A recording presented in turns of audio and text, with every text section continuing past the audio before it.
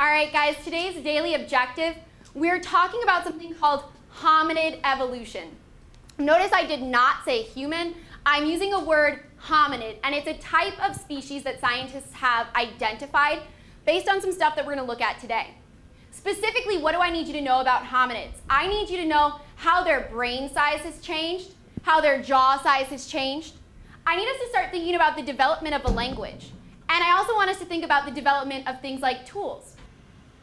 So now let me tell you what you're keeping an open mind about. On page 26, we are going to do our hominid evolution lab.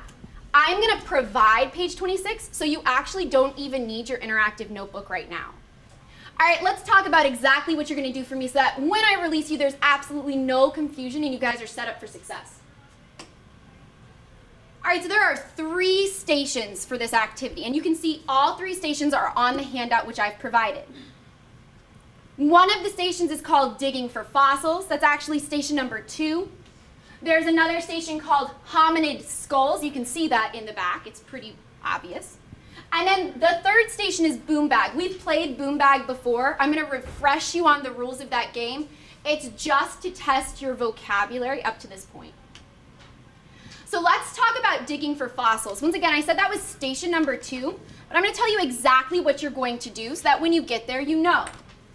At station number 2, which will be set up, you can kind of see the sign hanging behind you, so this side of the room. Station number 2, you guys are going to classify some images.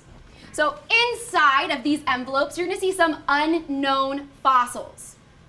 These unknown fossils are going to be compared. Are they more similar to human, or are they more similar to chimp? Station number 1 is called the hominid skull lab. Notice I'm not saying human skull lab. I'm talking about a classification called hominid. In the back of the room next to each skull, you're going to see a strand of string. I need you to measure what's called the cranial circumference. I'm going to use Khalil's head. But what you're going to get is your finger at the end. So now I've got, his head is this big. Don't worry, that's a perfectly average size head. But what does this mean? At the back, not only will you see your string, you will see a ruler. And then finally, station 3, you guys will notice our room looks a little bit different along this side. Instead of having my triad groups, you guys see desks paired up. That's because this is where you guys are going to play boom bag. As a reminder, boom bag, simple questions to test, are you ready to use scientific vocabulary? As a reminder, this is a partner game in which you alternate turns to test your knowledge. Remember, you draw a slip for your partner. If your partner gets the question right, they earn and get to keep that slip. If they get the question wrong, you read them the correct answer and they put that slip back in the bag.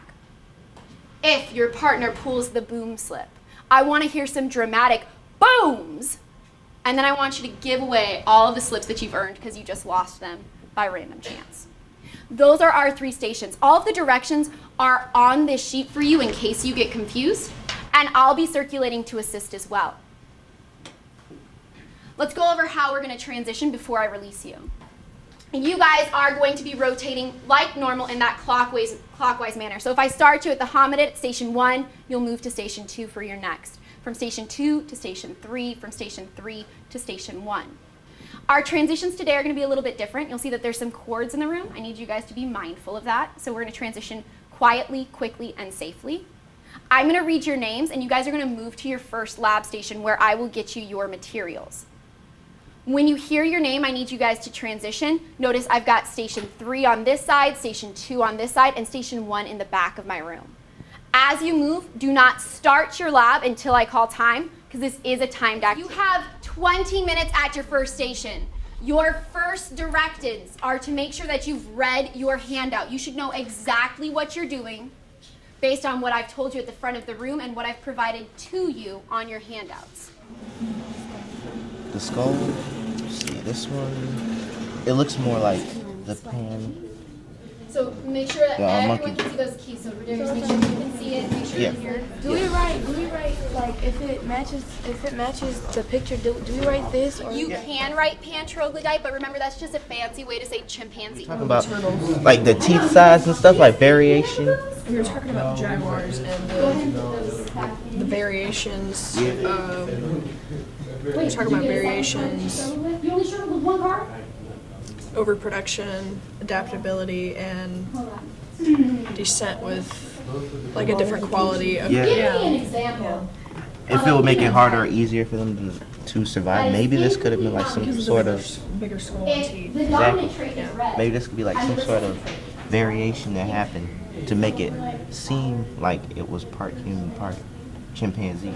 What happened? It said, It was this, but she was trying to explain it to me. She's like, "What did it do?" And I'm I was like, trying to tell her what. "It made it taller. It made it shorter." I don't know. Oh, okay. So you were actually thinking the phenotype of the dominant trait. That's okay. I will give you. Normally, when we use T's, and if we're talking about Mendel, we are talking about tall, and that dominant trait is tall. Let's give it to her. Yes. Because I feel like you just made some connections. How many boobs did you get? 2 in a row. Okay. That is just unfortunate. Wait, but hold on. You don't get to get rid of these booms. They're still in play. Oh, they are? Yeah, because now you get to pull some on Christopher someday. I like the enthusiasm for that boom. You got to get rid of anything you earned. It's now gone. Take the 2 slips that you struggled with more than once. So find one that you were like, oh, I missed that one twice. And then, more importantly, I want to know where in your notebook you can find the answer to that question. For my Homo habilis. So I'm going to write Homo habilis. That's my species. That's what that H stands for, Homo habilis. I'm going to put 38 centimeters in my quantitative data. You do it then. Put it there and then go around. You just go around.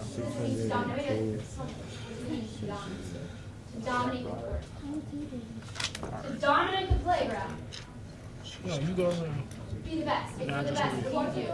Like right there.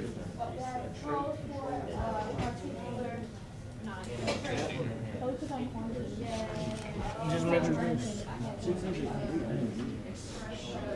You got it?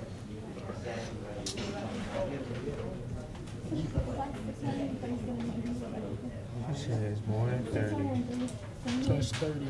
It's more than 30, so yeah. 30. The only thing current What? She just definitely put It's like 17.